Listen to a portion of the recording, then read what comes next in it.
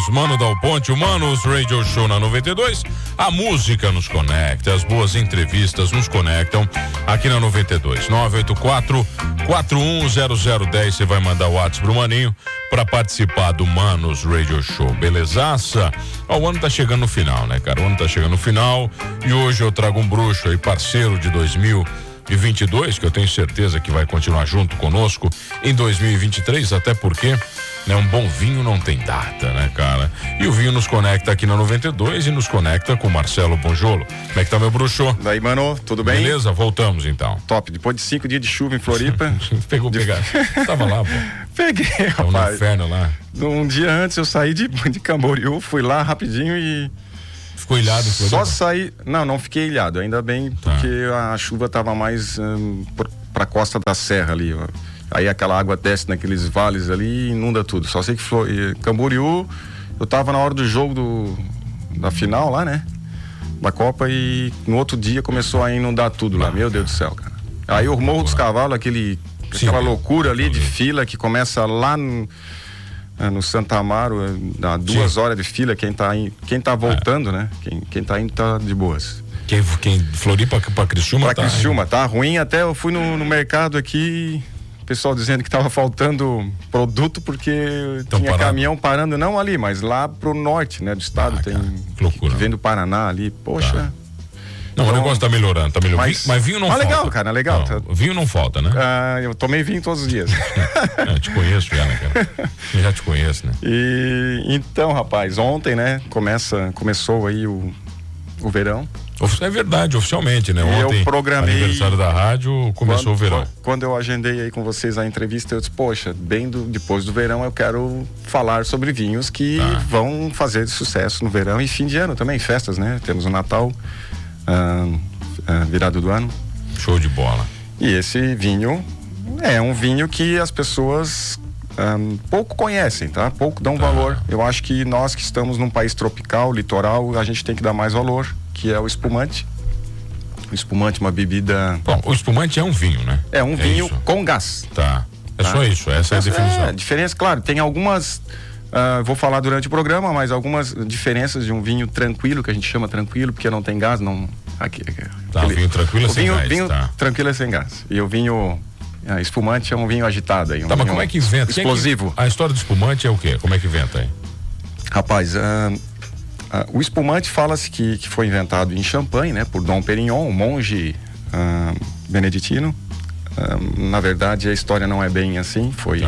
Ele foi descoberto 150 anos antes, numa região chamada Languedoc, que produz muito vinho, tanto que eles fazem até álcool para veículos, de tanto que produz vinho lá. Mas agora tem vinhos de boa qualidade. E então na região de Limoux foi em 1500, eu gosto de anotar porque eu tenho memória volátil. 1531 foi criado o primeiro espumante. O primeiro espumante. Tá, mas como é que você bota gás no vinho? E então, é mais ou menos como é feito a cerveja. Tá. Até eu gosto muito de associar, eu converso muito com cervejeiros, né? Que a cerveja e o vinho tem muita ligação, são fermentados, né? E você vê que o pessoal que faz cerveja artesanal, aquela que pega as garrafas da Skol ali, os vidros e começa... Sim, lava e faz aquele... Já vi o pessoal sofre pra caramba. Tem um amigo meu, Rafael Pacheco, já sofreu muito nessas lavagens. Já lavei garrafa com um amigo, meu Deus do céu, cara. Então, rapaz, aí o que acontece? No final da fermentação, primeiro tu faz a fermentação alcoólica na cerveja, né? Esquece o vinho, então. Tá. Faz a fermentação, eu também não conheço muito de cerveja, mas me ajude aí. E aí você transforma lá o amido, lá o açúcar em álcool. E vai dar ali os 4, 5, 6%. Depende de como é que é feito o estilo de cerveja. Depois você coloca uma solução ali, um licor, com levedura para dar o gás. Vocês não fazem isso? O pessoal que faz cerveja? Quando bota lá dentro, botou aquele licorzinho, mais 6 ml ali, açúcar com mais a levedura, que é tipo uma levedura de pão, mas é outra espécie, específica para cerveja, que é específica para o vinho também, tem leveduras diferentes. E aí fecha a tampa ali, deixa a garrafinha em pé lá, ó, deitada, e em algumas semanas só espera que a vai transformar o quê? A levedura vai comer o açúcar, vai transformar o quê? Em um pouquinho de álcool, mas é pouco açúcar que tem ali, e bastante gás. né? E é assim que é feito o espumante. O espumante se pega um vinho tranquilo, um vinho simples, que a gente chama de vinho base. Eu pego um vinho normal. Primeiro se faz um vinho base, sem gás. Depois vem o processo de o champanoise, ou o processo que tem vários estilos que eu vou falar para vocês, que vai gerar o gás dentro da garrafa ali. Mas o Bojolo, eu fico curioso sempre para saber como é que a pessoa fez a primeira vez. Né? Por exemplo, eu fiz a primeira vez e ficou bom. Rapaz, que é um negócio muito louco, cara. Tudo é no... cara, pra mim alguém... Sem tecnologia, tu imagina? Assim, pra mim alguém esquece alguma coisa em algum lugar e depois vai ver o que aconteceu. É que o espumante, a fermentação gera gás, já é um processo. Se tu for imaginar, todo vinho deveria ser um espumante. É porque no processo de fermentação ali, alcoólica, o vinicultor, ele expulsa esse gás. Esse gás é visto como um defeito. Se ficar um vinho frisante, imagina, tu pega um vinho frisante, vinho verde português. Tem muito deles que tem um leve frisante. Tem pessoas que vão dizer, pô, esse vinho tá com problema. Tá ruim. Tá ruim. Tá. E aí o pessoal faz o quê? Faz um sifão lá na hora da fermentação lá por aqui, para todo esse gás ser expulso e não entrar o oxigênio para não oxidar o vinho. Então tem um sifãozinho, né, que eu não lembro o nome agora. Até Da Vinci fez um de vidro. Tava vendo difícil de achar essa referência de fonte, mas eu já vi o estilo. Então, vamos lá. Espumante é um vinho que sofreu o processo de gaseificação no segundo processo que a gente chama, tá? Na segunda parte da fermentação. Assim. A Ana Paula Lopes, ela tá aqui, tá dizendo, mano, o link da rádio tá com problema, porque nós estamos atualizando o nosso app. Por isso, daí o link então faz vínculo com o app ali, então... mas então o pessoal vai no Tanning, e procura no Tanning lá. No Tanning tá funcionando? Já vi funcionar. Então, pode ser, não sei, porque como a saída é padrão aqui, pode ser que esteja dando uma ziquinha, mas tudo bem, entendi. Tem problema.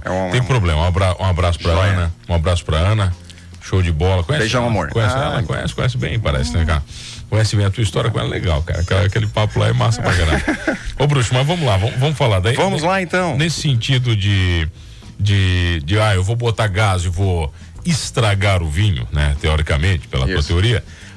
É o contrário, né? Porque uma champanhe é um vinho de alto valor agregado. Justamente. Muda totalmente o negócio. Champanhe, assim, não é uma bebida pra se tomar todo dia e...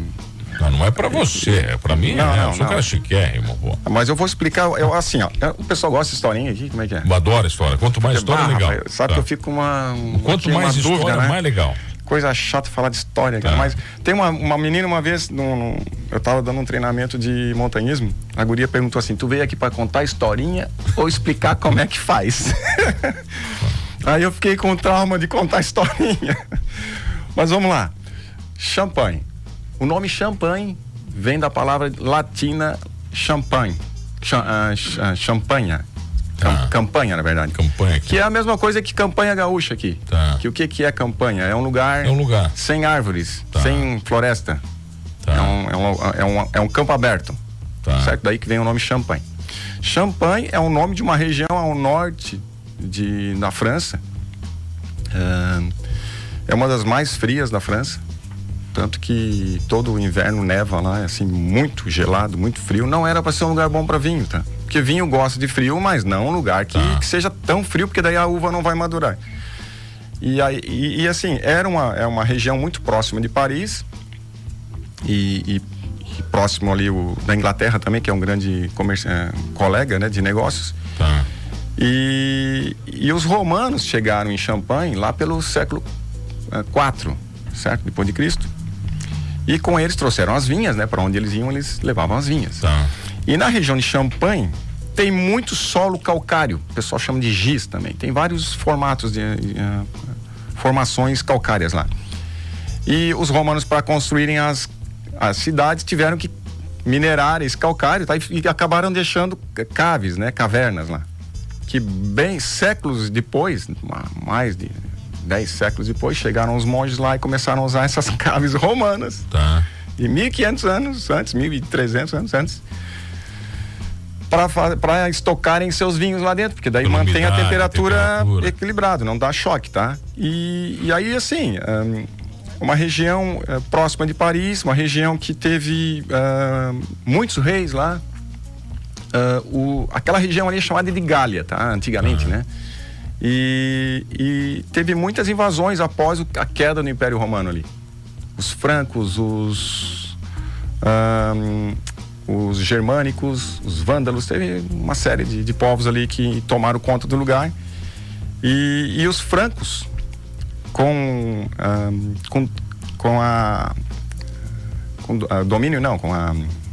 o comando, né? Tá. Do rei Carlos, do rei Clovis. Então, agora começar a pegar a minha memória aqui. Do rei Clovis, eles começaram a querer dominar o local, os francos, e dizer, não, o negócio é o seguinte, vamos unificar aqui essa região aqui e vamos tornar isso aqui um lugar sem guerra, sem briga, e foi assim que começou a França.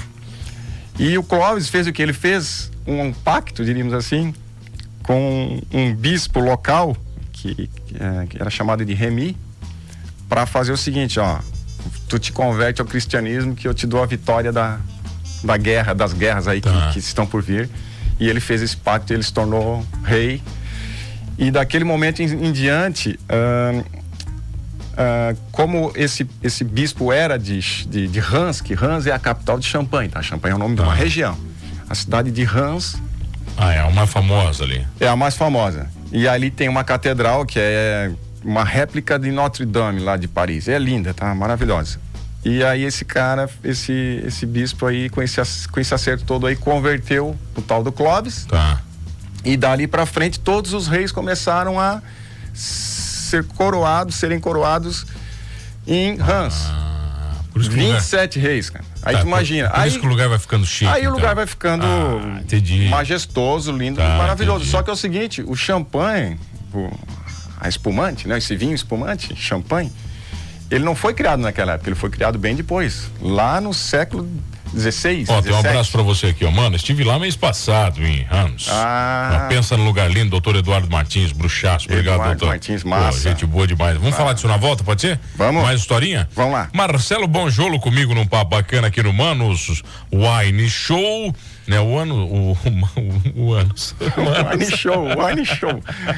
O Manos Wine Show aqui, Champanhe Show, vai, já volto. Vamos lá.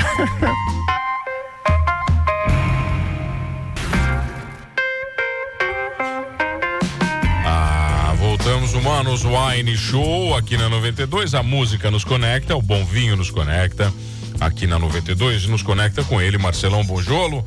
O cara tá aqui, sommelier. Nós estamos falando hoje sobre champanhe, é isso mesmo? Champanhe. Wine Show, achei Wine legal. Show, legal, né, cara? Wine Show, né, cara? Wine Quem show. sabe fazer um Wine Show, né? Tá bebendo água, pô, tem que beber vinho aqui, Pô, né, cara? então, fazer podcast. Vai, o Winecast. Rapaz, então, a gente tá falando de champanhe pra falar de espumante. Mas ele tá falando de França, eu quero falar de Joana d'Arc. Pois é, tem a ver com a história aí. A Joana d'Arc é um lance legal que eu estava lá dentro da Notre Dame, da igreja, da catedral, e aí o pároco lá, o padre da parada. Era na véspera do Natal e ele tava fazendo a confissão das pessoas e tal, daí eu fui bater um papo com ele lá. É francês? Francês, não. Chique, hein? Não. Daí ele falava espanhol, eu consegui falar em espanhol com ele. Francês só s'il vous plaît. Tá. Aí o que acontece? O que ele me contou de interessante sobre Joana d'Arc? Joana d'Arc, na verdade, ela foi a heroína, né, francesa, tal, a padroeira da França. E fala-se que ela participava das batalhas, ela guerreava, né? Só que a forma de guerrear dela não era indo pro ataque com espada em mão e tudo mais, né? Ela ficava na retaguarda, tendo as visões proféticas dela ali, as visões que ajudaram o exército a tomarem as decisões corretas. Tá, entendi. Então ela ficou cerca de 3 anos, mais ou menos, fazendo... Ele era um amuleto ali, Ela era uma jovem, ela tinha, olha só, 16 anos, uma camponesa, pegou um cavalo, né? E estava junto com o exército, mas na retaguarda, então... E ela teve um papel fundamental na expulsão dos ingleses que estavam ali à espreita, ali, querendo tomar conta da Gália, da França. Essa é uma questão bem legal, assim, que às vezes o pessoal vê ela como, não, ela estava lá, matou não sei quantas pessoas, não foi bem assim, pelo menos foi o dito pelo pároco. Eu achei algo como... Tomei como verdade. Tá, show de bola. E, rapaz, o champanhe, a gente fala de champanhe, tá, mas e aí, o que é champanhe e o que não é champanhe? Tá. Vamos lá. Champanhe é um vinho espumante produzido numa região específica chamada Champagne, que pega várias localidades. E a segunda fermentação, que é aquela que eu falei, onde tu bota lá o licorzinho com levedura e transforma em gás, tá. essa fermentação tem que ser na garrafa.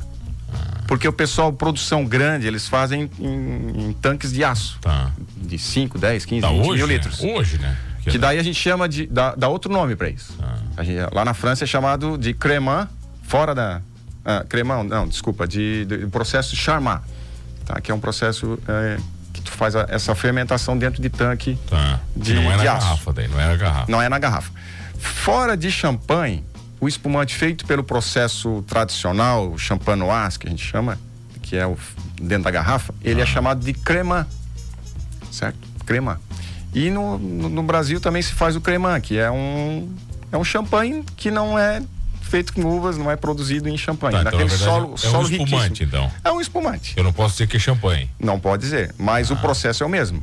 Entendi. Agora assim, ó, um champanhe, ele fica meses, no mínimo 12 meses em contato ali com aquelas borras que vão morrendo lá. Aquele licorzinho tem a levedura, ela vai morrer depois de... um ano guardadinho no mínimo? Fica no mínimo. E aí ele vai pegar o quê? Um aroma, um sabor ali de leveduras, certo? De pão, torrefação, de amêndoas, frutas secas. Muita gente não gosta desse sabor, tá? Que ele o brasileiro gosta de um sabor mais adocicado, certo? Então, assim, minha sugestão, valorizem os espumantes brasileiros, feito pelo método Charmat, que é um método que fica com menos contato com a levedura, vai ser mais frutado, mais fresco. Entendi. O paladar vai ser mais gostoso. Melhor. O champanhe, ele pede um prato, pede um acompanhante para combinar esse corpo. Tá, mas na verdade a história do champanhe ser chique é por causa dessa história do rei, então. É que aí vai condicionando. Justamente, né? E assim, a outra pegada legal é o seguinte: a região de Champagne, ela era famosa pelos mercadores têxteis. Tá. Eles vendiam muito tecido, tá? E eles mandavam os espumantes recém-criados, eles mandavam de presente para os clientes deles. Vou mandar uma caixinha aqui dessa bebida aqui que inventaram agora aqui, que é diferente. Esse diferentão aqui. Tá. E aí os clientes, o que eles faziam? Eles começavam a ficar mais interessados pelo presente, pelo regalo ali, do que pelo tecido. Era melhor do que... E aí os caras de visão começaram a pensar o seguinte: vou diversificar o meu negócio aqui e vou começar a investir em vinícolas para espumantes. E aí começou a surgir as primeiras casas, que são as maisons, né, de champanhe. Tá. Isso foi ali no século XVIII e aí o pessoal começou a fazer negócios com esse tipo de produto, que na época era um produto normal, todo mundo fazia vinho. Tá, mas olha só. Todo mundo fazia. E o vinho de lá não era um vinho assim absurdamente... Era vinho muito seco, né? Mas muito eu não ácido, preciso, né? Bonjour, mas eu não preciso pagar R$400 para beber uma champanhe boa no Brasil? Não. Ou tem que pagar? Sou obrigado? O valor dela gira em torno de acima de R$300, porque aquelas a produção é controlada. que eu compro não são, então. Aquela 29 pila, aquilo lá não é, então. Eu tô sendo enganado, cara. Não, aquilo é um espumante. É uma espumante? Aquela de R$49,90, aquela, tá? Tem desconto, tem umas boas promoções agora aí nos mercados, né? Comprei algumas coisas aí. Tá, vai lá no Giasse que vai ter com certeza uma adega maravilhosa. Né? Passa lá no Giasse, você vai com certeza encontrar o vinho espumante perfeita pra você. Ô Bonjolo, não dá tempo pra mais nada, só pra te agradecer o ano. Obrigado, querido, pela parceria. obrigado pela oportunidade, né? Agradecer publicamente aqui a todos pelo um programa que várias pessoas já me contaram assim: poxa, como é que tu consegue fazer o nosso minuto... O quadro ali, cara. Minuto do vinho ali, né? Poxa, que lance legal. Eu tô com vários episódios novos aí para gravar aqui com vocês. Espero que esteja ajudando aí as pessoas que gostam e querem entrar nesse mundo do vinho. Baita parceria. Bom demais, cara. Mano, show de bola. E o ano que vem estamos juntos. Estamos juntasso, querido Marcelo Bonjolo. O pessoal segue você onde? @ bongiolo.sommelier. Bongiolo.sommelier. Beleza, não esqueça de uma coisa. Nesse programa, né, o vinho nos conecta. É isso aí.